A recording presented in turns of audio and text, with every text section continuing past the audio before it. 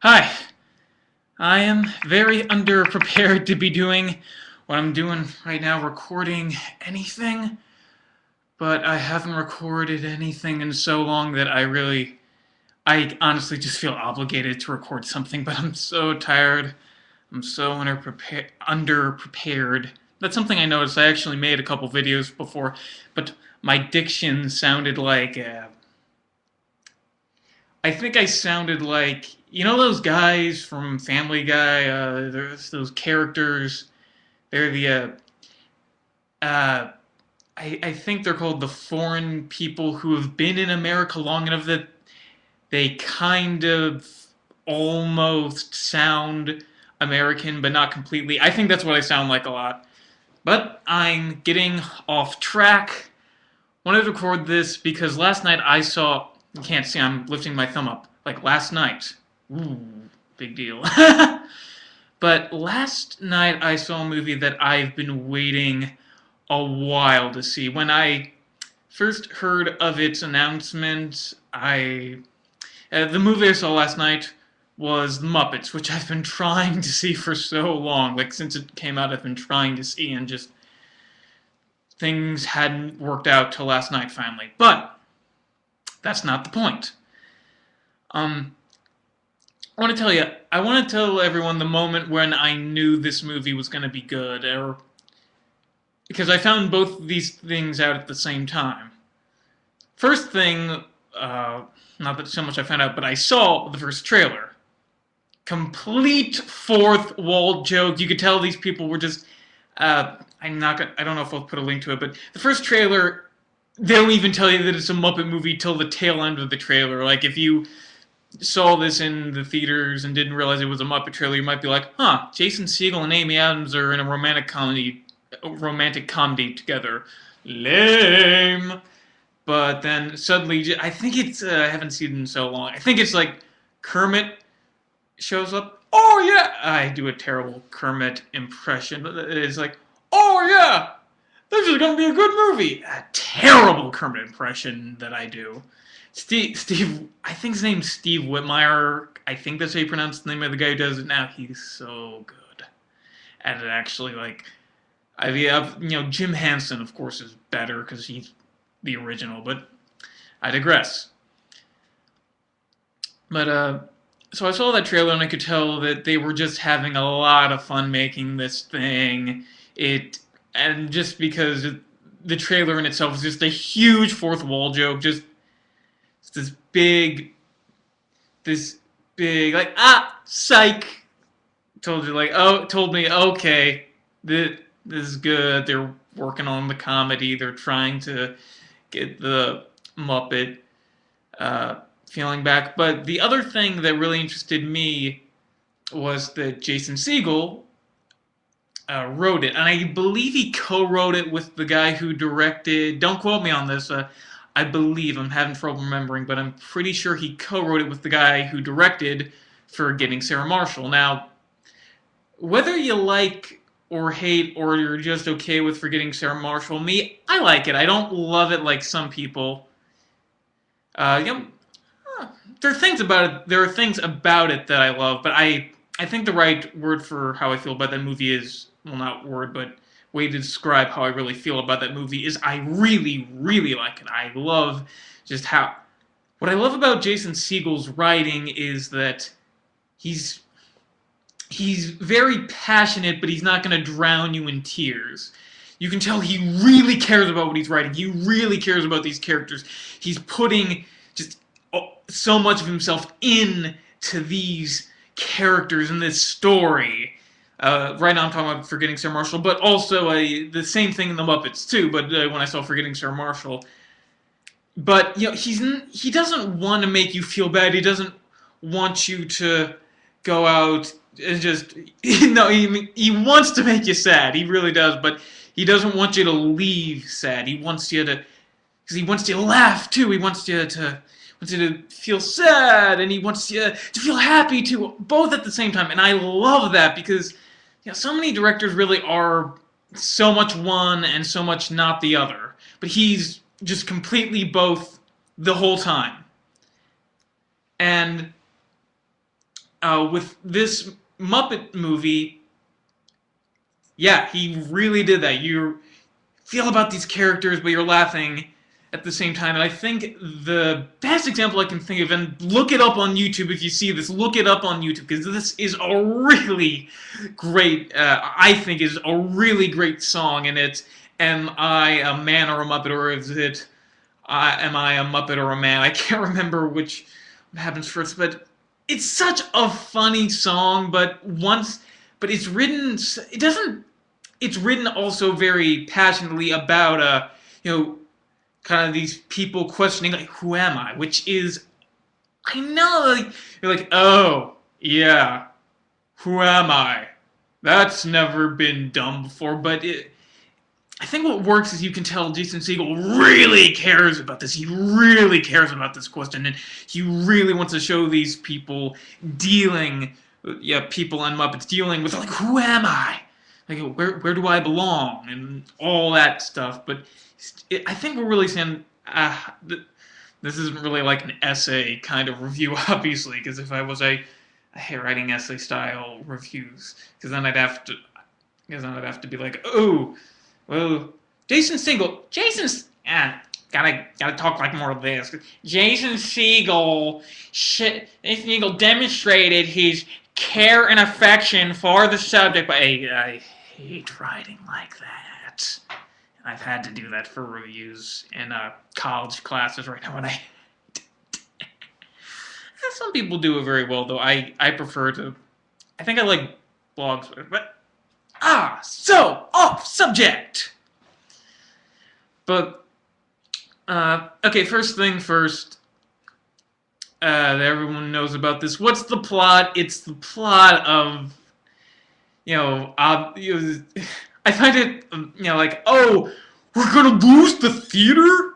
Oh no, what are we gonna do? Wait, we're gonna do a show, and we're gonna raise money, and we're gonna, we're gonna just wow them all, and we're gonna show them. Like, which is the plot of so many movies, but they make fun of themselves for it, like, Chris Cooper's the bad guy, and he actually says maniacal laugh. Like, he doesn't even laugh. He actually says maniacal laugh. That's funny right there. Although I feel like he could have done it a bit better. I don't want to be harsh on Chris Cooper because I think he did a good job. For me, the most impressive part of his bit was the bad guy song, which is a rap, which sounds really stupid. But what makes it work is Chris Cooper still does it like Chris Cooper, like, very serious, stuck up for the most part. Which I think that's why the only part that I really didn't like about him was I like the idea, but I felt like the maniacal laugh part required someone a bit cheesier or someone who just can do very stupid things but just be completely serious. And I think he didn't really go all the way with either. Like, he was like trying to be cheesy right there when I think for him it would have been just funnier if he went maniacal laugh. Maniacal laugh. Maniacal laugh. Maniacal laugh. Like, if he'd just been really serious, or if it had been someone really cheesy going, maniacal laugh! Maniacal laugh! Or who knows? Who knows? But, I still liked him because I liked him more when he was being the serious one of him rather than when he tried to go cheesy. But he didn't do that too much, so again, it was only really a couple parts where it was like, you kind of pushed your luck there. But he actually had some surprisingly, from what I remember, surprisingly good dance moves for the rap song. But plot or the plot involving the Muppets is kind of lame, but they make fun of themselves for it. It's part of the fun, except for the whole kind of Blues Brother, we're getting the band back together kind of feel that. There were so many good jokes when you saw what some of these guys had become, and it kind of made sense what they became, some of them, except Gonzo's was a little weird. I'm not going to say what it was, but Gonzo's was a little weird. See the movie, you'll see what I'm talking about. Talking about. I know some people, like I saw the. I hope I'm not remembering wrong. I doubt I'll ever see this, but I remember I was watching the Animat review or Electric Dragon, whatever it is. I know him as Animat review, and I think he said that. I hope I don't misquote him because I'm just trying to remember. Because I think he said that he didn't really care for the kind of subplot, kind of main plot of Jason Segel and Amy Adams because really the main characters aren't the Muppets. It's Jason Segel, Amy Adams, and the new Muppet Walter, who I really like. If they make more Muppet movies, I hope he's in them to some capacity. Like by the end of the movie, I completely welcomed him in as a Muppet. He is one of the Muppets now. But I thought it was a very good story about this guy who, this girl who, loved this guy, did care about his brother. Yeah, obviously, did care about his brother, but really wished he'd kind of take that next step to be a man, that he'd, move on and become who he is, because he's kind of, he's one foot in, yes, I'm your husband, I'm a man, and the other one of, I'm this Muppet fanatic, and I'm protecting my little brother, and same thing with the brother, one foot in, like I'm finally living my dream. I'm finally gonna be one of the Muppets, and then another one in, but I'm also, this scared little brother, and it's as it was going on, you began to see them moving apart, but it wasn't. It was very bittersweet. You didn't feel bad that you felt bad, but you weren't like bothered that they were moving apart because, well, Walter, he's a Muppet. He's going to become a Muppet. This is where he belongs. This is his future. This is who he is. And then Jason Segel, he's got the girl. That's who he is. He's supposed to be a husband. He's gonna, probably lead a family or start a family like that. And it was very. I don't know. I think I really think it's real.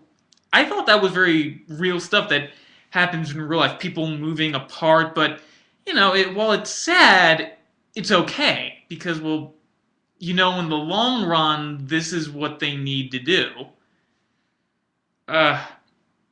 But yeah, that's the plot. I think that's the big thing why you could tell it had a lot of heart. The Muppets characters had a lot of heart in them. I loved seeing them interact with each other. I call me a sap. I am a sap at this, but I always like to see. Can't believe I'm going to say this. I always like to see the Kermit and Miss Piggy stuff. I don't know why. They're such a weird couple, but they're a strangely sweet couple at the same time. So I know they redo the exact same thing in every Muppet movie with them. Like, it's not even spoilers. Just, what's going to happen. Oh, Kermit, I love you. No, I don't love you because Kermit, pardon my French, but Kermit really is a dick to her. I know she's, but he really is a dick to her a lot. And, they're going to do all that stuff. Rainbow Connection. They sing Rainbow Connection in it. I think that's what it's called, Rainbow Connection. Oh, I love that couple. I know that's a really weird thing to say, but I really do care for that couple. But yeah, the jokes, great. Cameos, great. And it's really weird to see the Muppets with some of these new people. I'm almost out of time. Other than that, I'm just gonna say I really like the songs. These might have been my favorite. I can't believe I'm saying this, but these might have been my favorite songs in any Muppet movie. I can't get them out of my head. I think even more than a lot of the other ones, even though I like the songs in a lot of the other ones. As for what the flaws with it are, it's. I think I like something, or not like, but I think I kind of agree with something Doug Walker said, where there isn't that much new. It is a lot of kind of the same stuff, but in new ways, which happens a lot, particularly nowadays. And you should just, I'm honestly just glad that stuff is in new ways, which similar thing he said too. I don't want to like sound like I'm bashing him most of the time, but and if you like most people said, if you don't like the Muppets, if you think they're just weird, like, oh, they kind of creep me out. You're not gonna like it. But this movie is very much made for fans of the Muppets, and I wish I could talk about a lot more. I think I briefly mentioned the cameos. I'm just gonna say this one cameo that weirded me out more than any other was minor spoiler. Selena Gomez is in it. So yeah, really fast, unrehearsed review. Bye. Hope you guys enjoyed this.